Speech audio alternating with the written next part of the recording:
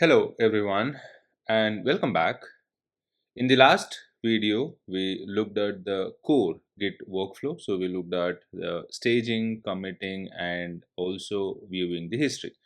Now that's fantastic. But let's be real.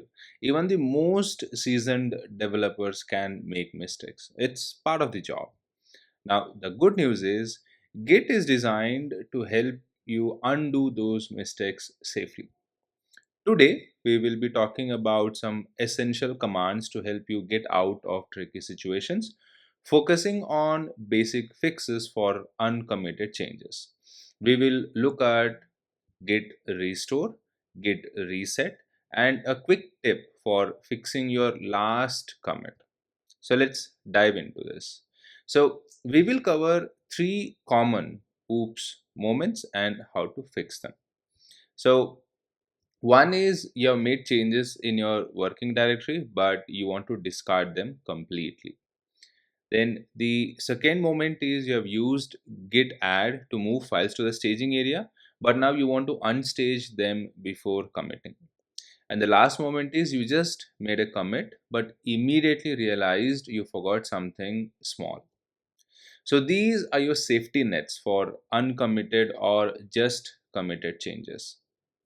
So let's first talk about discarding your unsaved changes.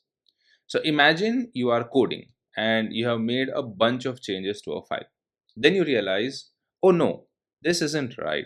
I want to completely erase these changes and go back to how the file was when I last committed it.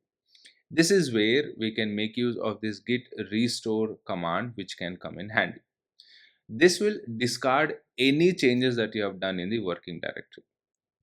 So let's open up our index.html file and let's make some changes. So let's say I will just copy this and maybe let me add this and we'll just copy paste this once again. So just some dummy changes that I am making here.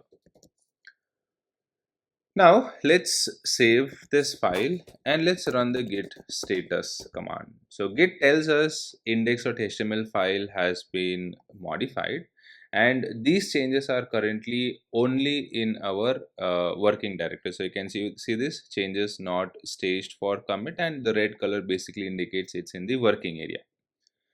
Now I have decided these changes are terrible. So whatever the changes I have here, these are terrible, and I no longer want them. So I want to discard them. I want index.html to revert to its last committed change, which is basically this change. So this is where we can make use of the git restore command. Also, when you run the git status command, you can see it tells you the command that you have to use. So we'll run git restore and then the file name. Now notice there's no big success message. Git silently does its job. So now if we look at the index.html file again, it is back to how it was before I made those changes. And now if I run the git status command, you can see this is perfect.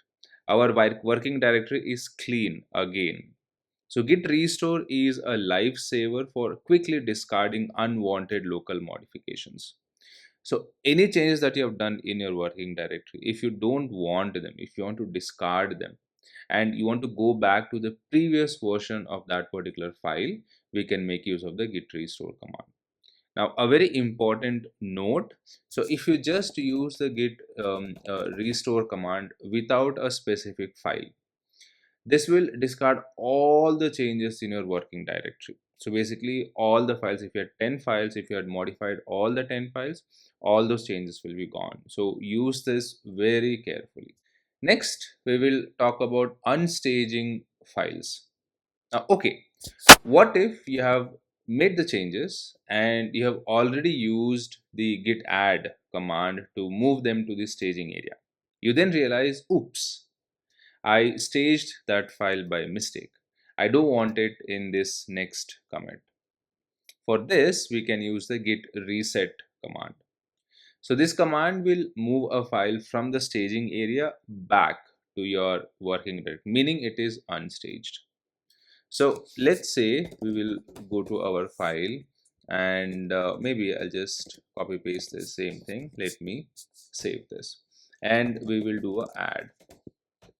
Now when I run the git status command, so you can see it says changes to be committed, and green color basically indicates my file is in the staging area, and this is ready for the next commit. But wait, I've decided I don't want the changes I have done to be committed. I want to unstage it. I want the data back in my working area. So sorry, I mentioned git reset command, but here you can see this is the command that we can use. So git restore hyphen hyphen staged and then the file name. So let's run this. So git restore hyphen hyphen staged and then the file name, which will be index.html. Now if I run the git status command once again, see, index.html is no longer in the staging area. Basically it is under this changes not staged for commit. Earlier it was under changes to be committed. So it is back in our working directory as a modified file, right? So changes are not staged for commit. Now the change themselves are still there, it's just that they are not staged. So we are just moving the data back from the staging area to the working area. Now this is perfect for when you have prematurely staged a file. You can then do a git add again later, or even git restore it if you decide to discard the changes entirely. The last thing we are going to talk about is fixing your last commit. So we can use this git commit hyphen hyphen amend. So what if you just made a commit and immediately after you realize, oh no, I made a typo in the commit message, or I forgot to include one tiny file in that commit, or I forgot to mention the ticket number in the commit message. For this very specific situation where you want to modify the very last commit you made, Git offers the git commit hyphen hyphen amend command. Now, very important note, use hyphen hyphen amend on commits you haven't pushed to the remote repository like GitHub yet. So, if you have not pushed the changes yet, then you can use the hyphen hyphen amend option. Amending changes the commits ID, so which can cause problems if others have already based their work on the original commit. So let's add a small content to the index.html file. So maybe I'll just do this a bit more, and let's commit this. So we will add this and let's commit this. So let's say add a small.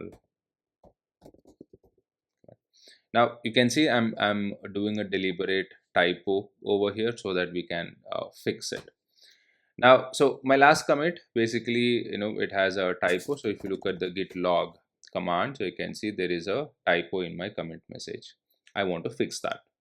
Also, maybe I want to add another file too to the same commit. I want to fix the commit message, and maybe I also want to add a new file to the same commit. So let's quickly create a new file. So let's call this as notes.txt, and then let's add something to this. This is a demo file, this is a test file, and let's add this. So if I look at the status, I should have the file in my staging area. Now to fix the typo in the message and include this file in the same commit, we can use this command git commit hyphen hyphen amend hyphen hyphen no edit. Now if you just run this git commit hyphen hyphen amend, it will open up your default text editor for you to change the commit message only. If you want to add staged files and keep the current message, you can use this hyphen hyphen no edit. Now, since I want to fix the typo, I will run it without this hyphen hyphen no edit first. So let's run this, and this will open up your text editor. And here I can go ahead and fix my commit message. We will save this. And now if I look at the git log, you can see my commit message is fixed, and it is the same commit. It did not create a new commit. Now here you can see that my commit message is fixed, and also the notes.txt file is now part of the same commit. Notice the commit ID might have changed because we rewrote the history slightly. So you can see here git status, it says nothing to commit, working tree is clean. So there you have it. You now have a basic toolkit for undoing common mistakes. So we have the git restore command, which can be used to discard changes in your working directory. Then we have git restore hyphen hyphen staged file to unstage changes from the staging area. And then we have the git commit hyphen hyphen amend, which is to fix or add to your last local commit. Now these commands will save you countless headaches. Remember, Git is built to protect your work, and learning to undo actions is a powerful part of that. In the next video, we are going to bridge the gap between your local Git repository and the online world. We will talk about GitHub, how to connect your local project to a remote one, and how to start sharing your code. If you found this video helpful for your coding sanity, please give it a thumbs up, subscribe to the channel, and share it with someone who might need these tips. Thank you for watching, and I will see you in the next video.